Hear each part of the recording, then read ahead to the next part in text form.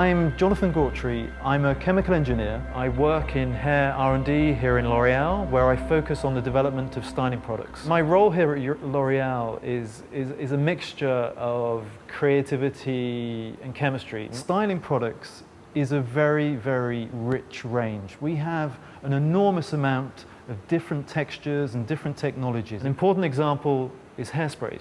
Hairsprays are systems that deliver droplets onto the hair surface.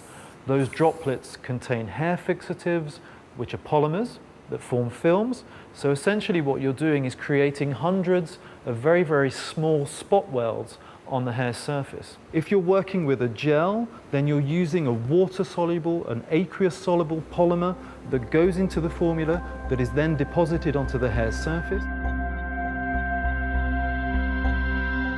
You then have waxes. Waxes is a completely different mechanism. You're employing non-aqueous soluble wax polymer systems onto the hair surface that are fairly sticky materials, but sticky materials on a microscopic level. They're not sticky to the hands, but they will have the capacity of sticking the hairs individually together. You then have a more novel technology that has been launched recently, which is based on powder. We call it powder styling. Powders have the capacity to increase the friction coefficient of the hair's surface. And when you increase that coefficient, you generate a styling effect between the hair surfaces. Styling is not only about giving volume and giving shape and long-lasting hold to the hair, it's also about embellishing the hair's surface. So it's also about giving that shiny, healthy look to the hair. There are some polymers that we can use. These are polycarboxylic acid polymers that can be employed both in hairsprays and in gels. We have two kinds of consumers. We have the salon consumer, the creative stylists that can use our waxes, our gels, our sprays together to create very, very elaborate hairstyles.